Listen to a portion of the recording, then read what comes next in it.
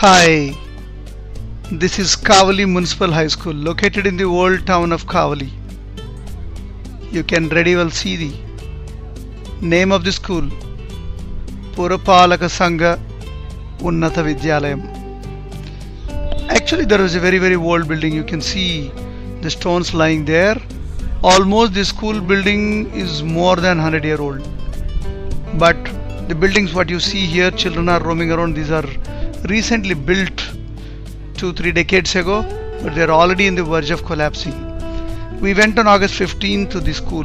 You can see all the children accumulated here having their sports and games day. And unlike in urban areas, you can see these children still playing most ancient games, and they're also being competing each other. You can see the girls standing in line.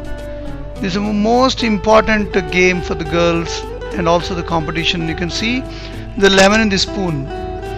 This shows how well balanced you are, and also it shows how well you can coordinate your body. Indeed, this is also a test for your posture of your body. If everybody does this practice, nobody will have neck pains in future. You can see these girls in a small skirts and tops, a typical rural background from which they have come. And look at here how the boys are, as usual, the testosterone is boistering them, running around here and there. From the beginning you can see boys are slightly indisciplined than girls. And see the beautiful area of the school. The buildings may be old, but the ambience is wonderful. You can see again lemon and spoon race. They will do this test for many batches of children. So, and ultimately they'll take out one person as a first and second. Like that they give the awarding of the prizes.